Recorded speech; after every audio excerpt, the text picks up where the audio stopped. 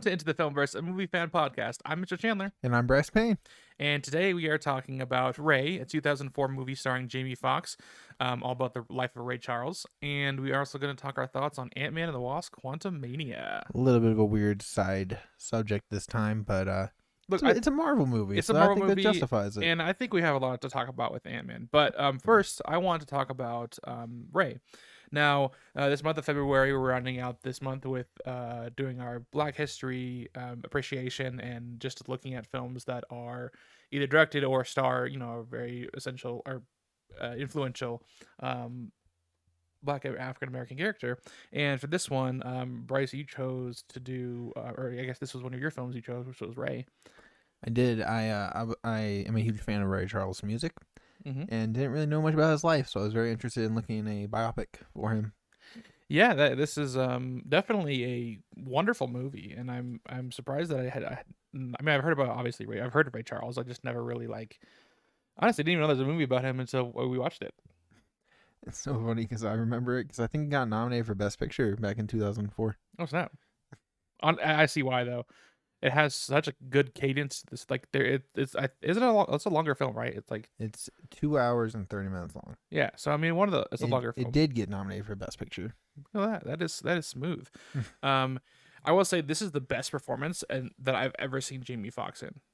He killed it, and there's one of the reviews I saw on Letterboxd when I finished watching it was I can't believe they time traveled to get Ray Charles from the past to bring him to do the movie. Yeah, I mean, honestly, they might as well have invented time travel because Jamie Foxx, I will say this, I've watched a lot of Jamie Foxx stuff recently. Probably not enough as I should have. I mean, I'm about to lose people here, but I haven't seen Django Unchained, which is probably one of us. I mean, it's huge. Yeah, role. huge. Which I know I need to see that, but I saw him in that Day Shift film he came out recently. I still need to watch that. What I mean, I can't think of anything else he's been releasing. No Way Home. Oh yeah, Electro. Yeah, but I guess my repertoire of him just hasn't been that big, and I always know that he's a good actor, but I just never seen the way people talk about him. I just never really understood until I saw this film, and I'm just like, yo, this dude is phenomenal. There's so good. To think this was 2004, and honestly, 19 years ago, and he's still. I would say this is his best performance I've seen, but he hasn't gotten worse with age. It's just something where I think he's stopped being so selective with the roles he's done. It's just more just doing things to have fun. Yeah. Day Shift. Yeah, but he's still doing roles playing the main character in Soul. So I mean, he's still killing it in these performances. Yeah, he does great in everything that I've seen him in. I just always he always just feels like he's not being used to what he could be being used for. I'm gonna be honest. I think one of the first movies I saw him in was The Amazing Spider-Man 2, or that I noticed he was in, and so he always seemed like a ham actor to me. But then the more I've watched him, I'm like, no, he's fantastic. Honestly, the first thing that I think I noticed him being in was Baby Driver. Oh yeah, he's great in Baby Driver. That movie's fantastic too. But back with Ray.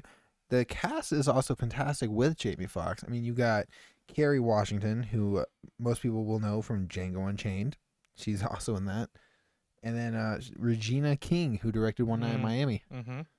And just seeing her and knowing she is a director now and managed to direct one of the best movies about African American heritage. Yeah. Powerful. I love it. No, I mean, it was cool to see her too as well. I would say that there was a lot that I learned about Ray Charles that I just never expected. I didn't even know he was blind. I had no idea. There's this huge conspiracy theory that he wasn't actually blind and people think he was pretending.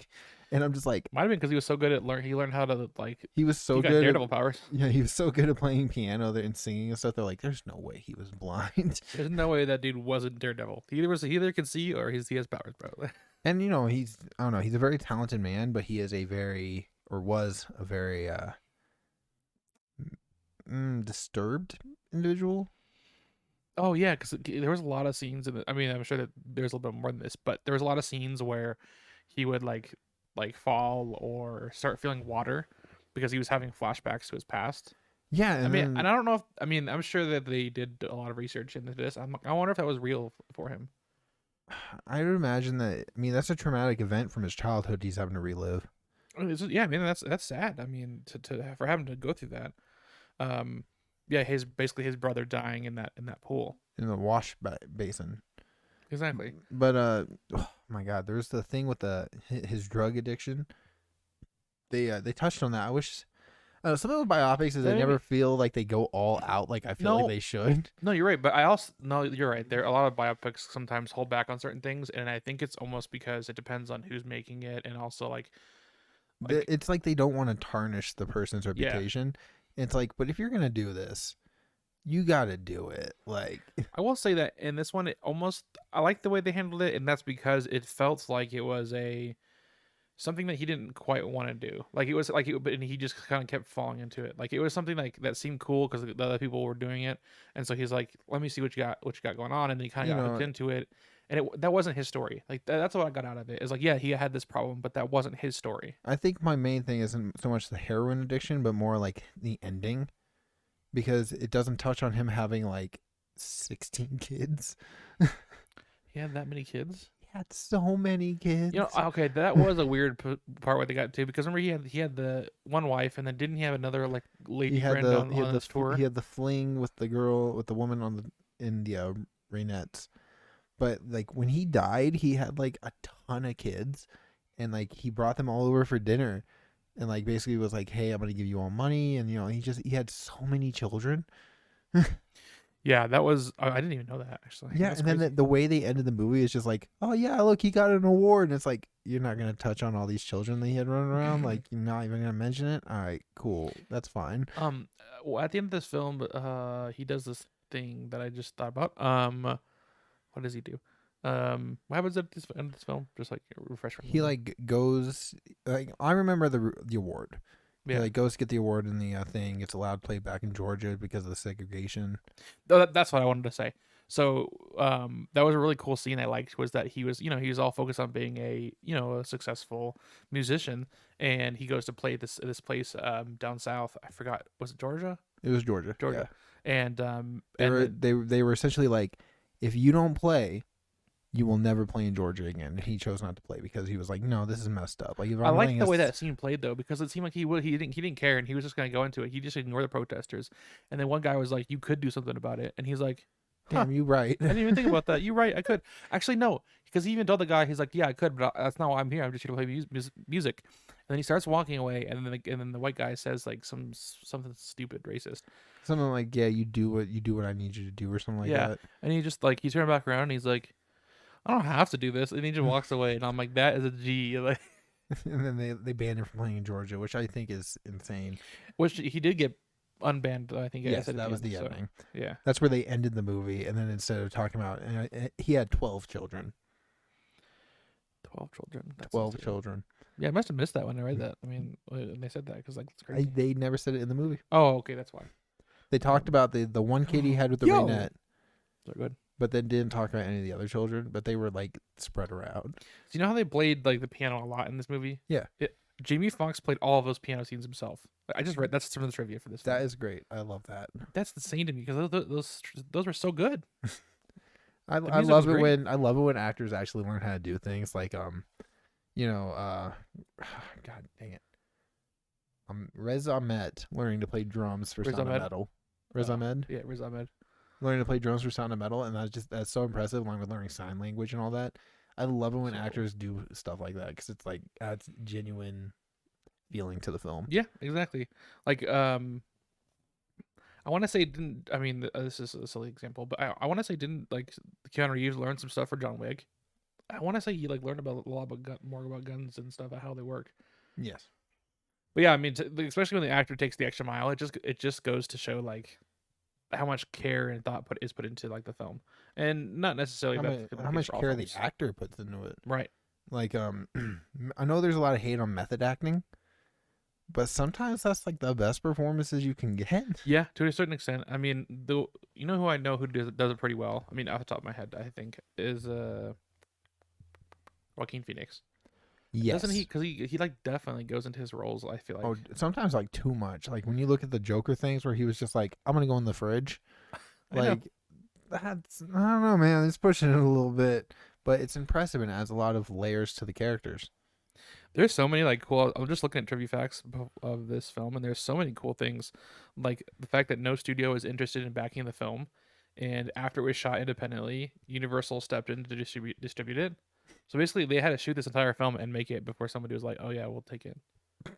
I was looking over while you were scrolling, and I was just like, reading the thing about where Jamie Foxx was like, following Ray Charles, and then just was like, you know, I'm good. There's not much I can learn from a 73-year-old man for the ages I'm portraying. Wait, so And I just want to know, like, how did he leave Ray Charles? Like, he was just like one day, like, you know what, man, this just ain't working. Like, I got it, And Ray Charles was like, okay. I will say that I really liked the flashback scenes because one of the things that I don't normally hate in films, and I shouldn't say hate because nothing's that strong, but I dislike in films is flashback scenes because they're usually just like a story device that the filmmaker didn't know how to put in, so they just kind of used it as like a filler. I love going to movies with you and like watching a flashback. So I was like, is he gonna like this one or is he gonna hate this one? Yeah, there's two things I normally don't like is flashbacks, and then also like when they do something and like 24 hours earlier, I'm like, oh god damn, why don't you just do the story, man? I don't like that at all. I think it's funny because I'll see it happen and I'll just be like sitting there like, oh yeah. I'm not saying like it can't be done well, and I'm not gonna give it a chance. I just know when it happens, I hate it. I'm just like, you better Sometimes it can knock my work socks and then off. like you'll be like, no, I liked it. And the other times you're like, no. Like Deadpool, they did it pretty well. But no, the way they use flashbacks in this, like it was like we kept learning more about the character, and then it would set up moving forward. So I did like the way they use flashbacks. No, I really enjoyed it. I do say that I think it's a little too long.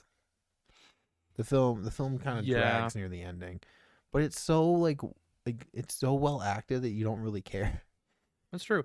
Yeah, like I said, Jamie Foxx, like I mean, outside of him, I mean the rest of the film, I mean, well, the one lady, the two ladies really did a great job as well.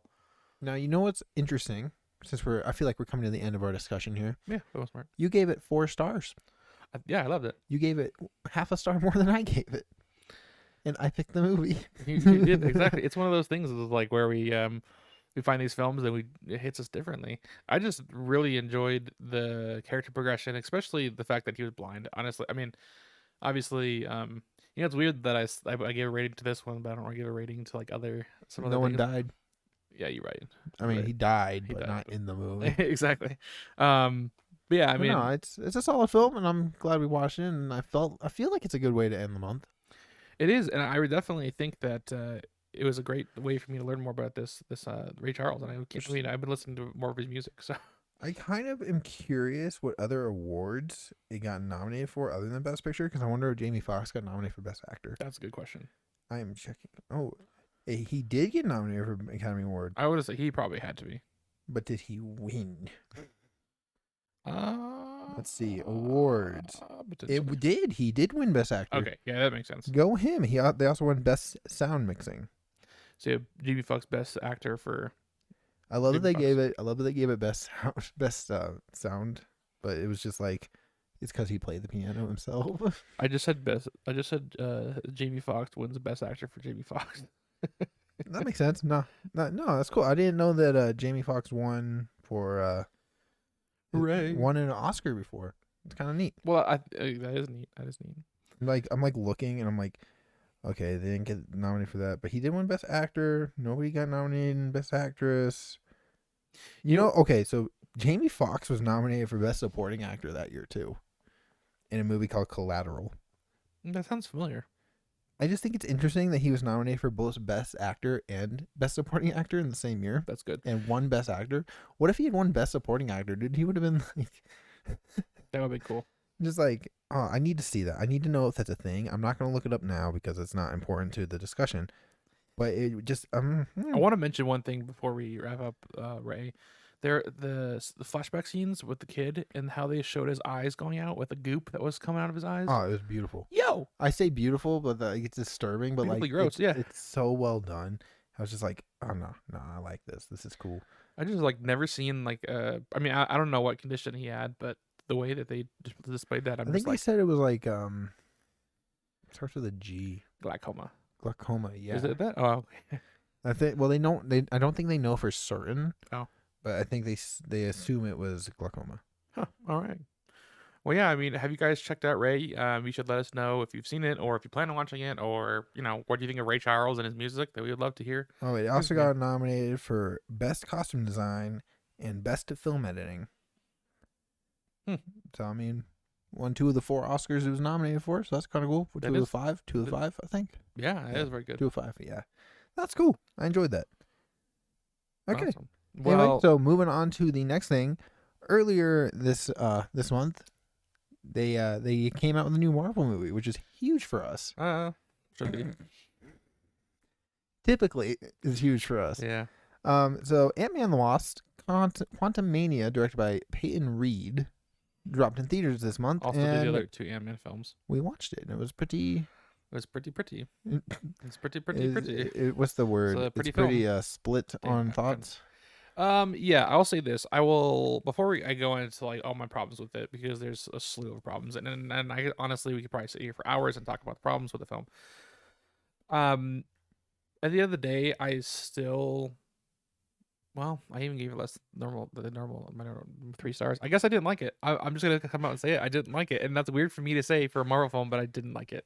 It is, because we have been like so back and forth in the last, I think, like 3 Marvel films. Either I don't like it and you do, or I like it and you don't, and we haven't had one really where we're both just like, oh yeah, that was good. Yeah, now we're just like, this is bad. But the thing is, like, I guess I went in with such low expectations that I ended up enjoying it quite a lot. Like, I want to say, like, I gave it 3 stars. Like, it's not. I only gave it 2.5, so I'm like, it's like a half star below you. I think it's average. I think it's a very average Marvel movie. It didn't do anything to really like blow me away, but I enjoyed it enough for what it was. Even though, like, no, let's discuss this. Film editing. How do you edit a movie, Mitchell? Comprehensively edit a movie. I mean, editing it comprehensively.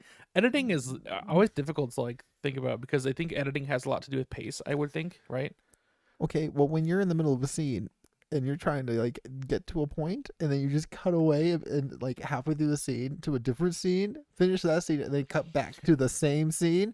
So I also want to say, before we get too much into Ant-Man, we are going to just talk open spoilers with this. So if you haven't seen the film and you want to go see it or care at all, just probably tune away. Come back after you've seen it. Just because if we're going to do spoilers, I'm going to get more specific. Oh, yeah, we need to talk about spoilers, because there's no way we can talk about this one without spoilers. So okay, so back to what I was saying. There's a scene where Ant-Man is supposed to drink this goo, right? This red goo. Drink the ooze. Drink the ooze. And I was like, okay, this is kind of cool. He's like getting dragged there, and then just cuts back to Hank Pym and like Jane. And you know what? Good point. That cut is awful. Yeah. That whole transition is awful. Great point. And I sat there and I laughed. I was in the theater laughing at how bad that cut was and how terrible that editing was. Because as soon as Hank Pym's like Jane's scene's done, it cuts back to exactly the point they cut at. And I was like, why? Why not just finish the scene? Why even cut there? Why? Like, what are you trying to do? Dramatic effect? See, like, it doesn't work because I don't care. This is an example like 1.1 in 1,000 different things I could start listing. But before we like start talking about like the major problems, even dissecting it a little bit, I do want to like just like say what our overall thoughts and like I guess not overall thoughts. Sorry, what good we found in the film. Oh, Jonathan Majors. Jonathan Majors is king. Yes, 100%. Jonathan Majors. Paul Rudd doesn't do a terrible job. He is at least entertaining to watch. He just has no chemistry with anybody else in the movie. I don't think any of the actors were the issue. I think it was the writing for the actors. Writing is awful. The writing was terrible. But I will say, though, I don't know her name. The girl they had recast as Cassie Lang has no chemistry with Paul Rudd, which is awful because they are in the movie together. Catherine Newton or Catherine?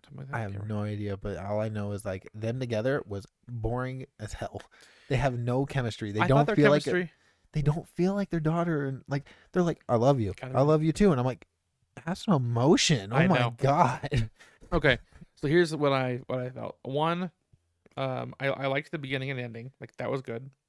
Oh, I like the build up to get to the quantum realm. Yeah, that was everything outside the quantum realm I liked. Everything outside the quantum realm, perfect. Like that felt good. Ant-Man, I liked it. It was funny, but there, unfortunately, it was only 10 minutes of it. But I like Kang, just complete badassery. Yeah, Even Jonathan Majors kills it. I was excited to watch him, especially after Loki. yeah, Fantastic. He did everything I expected him to. Killed the role. Took over the movie. This was not an Ant-Man movie. This was a Kang movie. and that's it. Like that's I mean, well, I did like the Holes character. Yeah. The plot. Some of the side characters were entertaining to look at. I wouldn't say that they were like they had that woman who was like a discount Valkyrie. Yeah, I didn't like her. I didn't like her either, and they No. were trying to make her seem like this important badass character, and I was like, I couldn't care less if you died.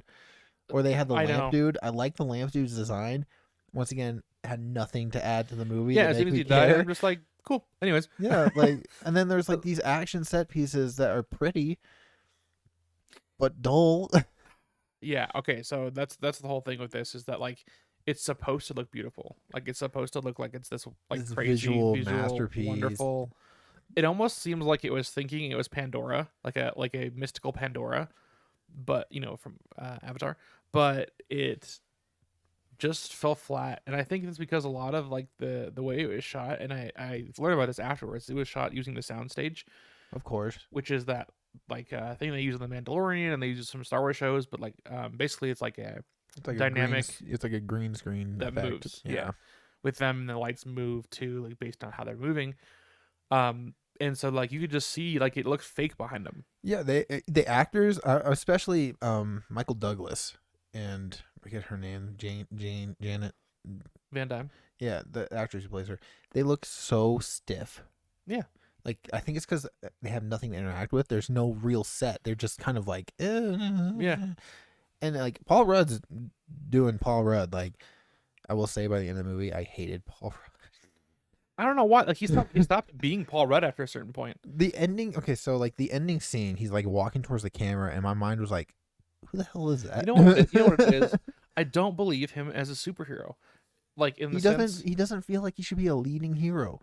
Like okay, his adventure, like Ant-Man 1, is entertaining. You see these like size up and down, but you're really not. he's still not a you're- superhero. Yeah, you're not like it's a heist movie. He Yeah. has a power, but it's a heist movie. Ant-Man Also- 2 is nah, but you still like you're watching him with the Wasp. You're getting it's not like world-ending events. He's a great side character in like Avengers and Civil War and all that. Yeah. Like he's fun to watch them interact with other heroes. But for him to be like saving the world, it's unbelievable.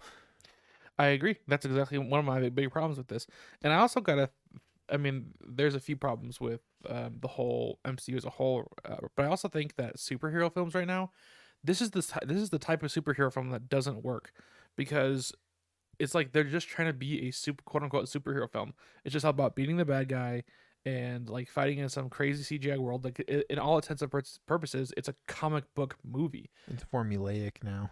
Yeah, and like the reason that Marvel works so well is because they make their films, even though they all have a DNA strand of being like an MCU film. Like you have the same type of Because you get movies like Winter Soldier, yeah, which is a spy film. yeah. You get things like Spider-Man, where it's a coming of age film. You get things, you got different genres with a superhero. This felt like it was just like superhero movie. It was like it felt like an end of the world like type of thing. The rest of the 2007 Marvel film. that's even why Eternal. Yeah, exactly. That's even why Eternals didn't feel like too great because even that was like we're setting the end of the world again. It's like all this stuff like trying to save the end of the world, but if you look at like when they save those for like the Avengers films, like saving the end of the world, like so that way it's like okay, yes, they have to bring the Avengers together to save the world. Like what else are you gonna Yeah, because think about going back to Winter Soldier. It's not a world-ending. Like it's a world-ending, quote unquote, but it's not something where like it more felt like just it felt like something like it was an event happening, but it wasn't going to destroy the world. yeah. But then they're trying to do all these things where it's like the world-ending event, and they're like one hero, and I'm like, this feels like other people should be involved than our core hero here.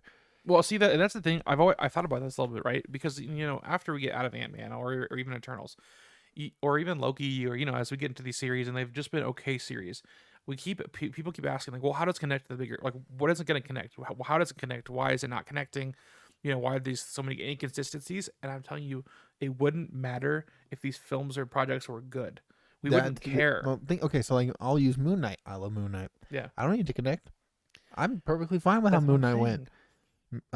Even Miss Marvel to a degree. I'm like, if she didn't connect to Captain Marvel, If that'd be these okay. individual projects were as we were over the moon about them because we were about Iron Man and Captain America, and we were about all these separate projects.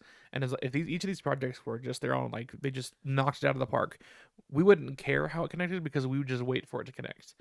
I don't know. Maybe we were spoiled. We've been spoiled by Endgame and stuff. We want Yeah. these big events. I think there would be still some People of are that. people are chasing that high they got on the opening night of Endgame. It's not. Yeah, it's not going to happen, which is unrealistic for us to expect. But I just feel like that there's been basically the quality has dropped in Marvel. I mean, I can talk about that as a whole, but going back to Ant-Man. I'm still gonna look forward to every Marvel movie. I'm just getting more hesitant every time. Yeah, same. I'm just like, impress me. Now going back to Ant-Man. Full spoiler here. Ant-Man should be dead. There's no way Cap King the Conqueror is sitting there blasting fools left and right, like obliterating people using lasers and stuff. Like, it is so badass. Ant-Man showed up and they're like, fist fight. I'm like, no. Okay, You're so the trying reason to tell me that he's just like, no, we're gonna go hand to hand. No. Well, the reason that happened is because he starts blasting people and then the ants show up and rip the things off of him. But it was before that. No, but they weren't going hand to hand before that. He did. As soon as King saw Ant-Man walk up, he should have just been like, pew.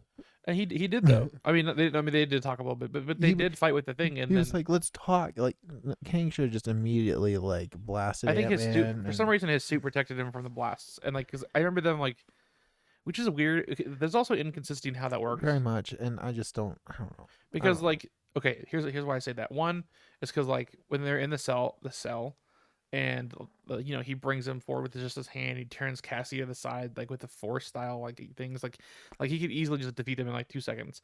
And but then later when he's fighting them, like he's like the ants show up, struggling, and you're like, really, against Ant-Man? Okay. Then you think about him saying things like, "Are you Thor? Are you the one with the hammer?" Like, so you've killed Thor. You've killed all these Avengers, and you're struggling with Ant-Man? Are you for real? Okay. Really? I have a theory. And this is my theory because it's the only thing that makes sense. And to not do my boy King dirty, I don't think he's dead. I think he wanted. There's no way. I think that specific King, he wanted. I mean, I know he wanted to get out, obviously, but he already said he'd seen everything, right? Like, he'd seen everything, how it ends, so he knows what he needs to do. So I'm almost like, I wonder if I know he was trying to get out, but I almost wonder if part of him knows that one of the things he could have done was go into that sphere. I will say the Council of Kings though. I'm so excited. Legit, like Jonathan Majors, like the post-credit scene. I don't care. Like, this man is fantastic. I can't wait to see more of him. I agree with you, but the reason I want this specific king we fought in this film to be still alive is because, if they can defeat one king, if Ant-Man can defeat one king, how are the rest of these kings going to be any different? And they were saying that was the worst of them all. But like they were saying, like that was the worst one. That's why they exiled him.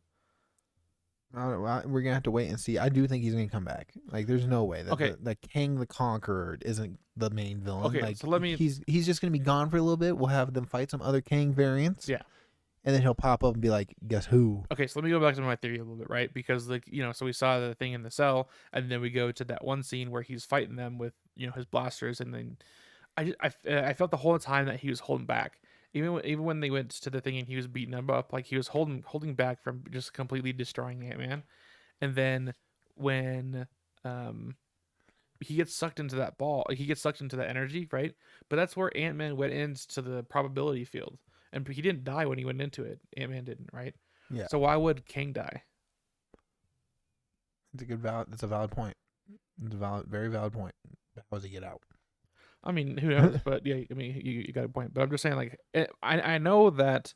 Do you think that the King in Loki season 2 is going to be a good guy or a bad guy? Bad guy. I think the only good guy was the one that they Ant-Man just got rid of. I think he was a good guy. Okay. Now we've been avoiding the best character in the movie. No, we're not gonna talk about the best character in the whole movie. MODOK is the future. The only one that got the character development in the film. The only character that got character development was MODOK. They did my boy MODOK so dirty. I hate this character. I've always hated him. So, like, I don't hate MODOK. I like MODOK as a character, but like as Darren Cross, just don't Okay. work. Actually, the funny thing is like I actually liked that they did that because like it made it It believable makes within the it MCU. makes sense, but the way Darren Cross was, I was just like, I can't get behind you, dude. And then the ending where like Cassie Lang's like, just don't be a dick, and I was like, I hate this so much. That was the only time I laughed in the entire film. I just hate that line so much because he's like, I am not a dick. And I'm just like, I hate you so much. And then he dies. He's like, at least I can die an Avenger. And I'm like, oh my God, just die already. God Yeah, damn. all the physical eye rolls every single time he said something. Every single time, dude. Like he was like, I am Modoc. That stands for the. And I was like, oh. But I was like, I hate this so much. Like you are like he is just forced in here to be forced in here, and I don't like it. Like You I know, know it makes sense, but I hate it. there was also a scene like where he says out his thing like mechanized something only designed only for killing, and then Ant Man's like, so wouldn't it be Modok? And I'm like, that's not funny. Why'd you who put that joke in this film? It's not even Paul funny. Rudd. I know, like it's not good. Paul Rudd's like, I improvised it, and then Chris Hemsworth's over there like, no, Chris Hemsworth. no. I don't know. Ant Man was I still think it is average, but maybe just because it's an You know, Ant Man movie, so my standards for it are pretty low. um, there's just so many issues with it, and honestly, it just has to come down to the script issue. The fact that Ant Man isn't even the main part of the film, the Wasp isn't even the main part of the film. Like they aren't even the main characters. Like Janet Van Dyne is. Okay, what did you think? Okay, so I'm sorry, we're jumping around, but I just thought about this. So I watched a guy on YouTube. He does quickies of like movie reviews, so it's Yeah, like a 3 minute review, and he was like, he's talking about Ant Man and Quantumania, and he's like, you know what I hate? I hate it when one character knows what's happening and just refuses to tell other characters what's happening, yeah. and then just try to be like, no, I can't tell you, and then they just Just keep wait till going in later. silence, like just tell them, and I'm like, that's valid. That's a valid point, and I hate that too. So like, Like a her simple. character had so many opportunities to be like, hey, this was going on, and she was just like, no, I can't tell you. Like, girl. I know. Honestly, like this should have been like they should have been in the I don't This know. could have been a Disney Plus special. I don't even know, Guardians of the bro. Galaxy Holiday Special was better than this. It was. I just don't even know what to say about this because it was just like Peyton Reed did so good. I like the other two Ant Man films. Where is the shrinking and growing stuff? Like, Yeah, gone. it's quote unquote there, but it's really not there. But it's in a CGI world, so it doesn't have any like semblance of Where's reality. my giant Pez dispensers, sir? Exactly. That's what I want. That's the fun parts of Ant-Man is seeing them shrink and grow and do all this stuff. But I didn't Yeah, even get to see like, I don't even think we ever got to see them and like shrink and get their viewpoint as shrunken in this movie. there was like one scene, like it was like when, but not. But you again, you couldn't tell anything because they're in a CGI world and nothing looks. You can't. You don't even know what was big or small. I've never been there. Like, it's just like anything could be the size of anything. You know, like so when they're especially when they're big. I Like want you to know this is huh? exactly what the guy was saying in the video about the CGI worlds and how he had no idea the reference of size of things. I And don't. I think that's hilarious that you're on the same page. It Yeah, just said this basically the exact same words. I only know the fact how big or small they was is because I kept saying how big and small they were. They're like, oh, I'm a microverse. I'm like, Are you okay? Like you don't look like it. awesome, good Like for you, dude. Like, like you even still look the same damn size. even when he went into the the paradigm shift, the yeah, the MacGuffin of the bond film. thing, yeah. Yeah, like he just was normal. Like he kept looking like he was shrinking, but then he just get the normal size again. And I'm just like this makes no sense. Like none of this is like I don't know. None of this is Ant Man. It's just too like science fictiony. That's how we're gonna end it. That's the last line. It is. No, this just isn't it, man. It just isn't Ant Man, man. Anyway, if you've seen Ant-Man Quantumania, let us know what you think down below. We'd love to hear your opinions. Let us know if we're just completely wrong and don't know anything that we're talking about. Sometimes it's true. You know, I won't lie. Maybe you can tell us something and change our minds. It's true. Anyway, so Mitchell, where can people find you? Well, if you want to follow me and my adventures online, you can find me anywhere and everywhere at Mytchel Chandler, especially YouTube. Check out my reviews. They do. They're actually really good. You can find me on TikTok at Payne Reviews and Is it Payne Reviews? I said that it is Payne Reviews. Yeah. I know what it is. PAYNE Reviews. Why did I say that? You can find me on Twitter as Sanguine Films because someone stole the username I wanted. There. And on Letterboxd at Payne Reviews, PAYNE Reviews. Anyway, thanks for watching. Let us know your thoughts down below. And until next time, EXCELSIOR!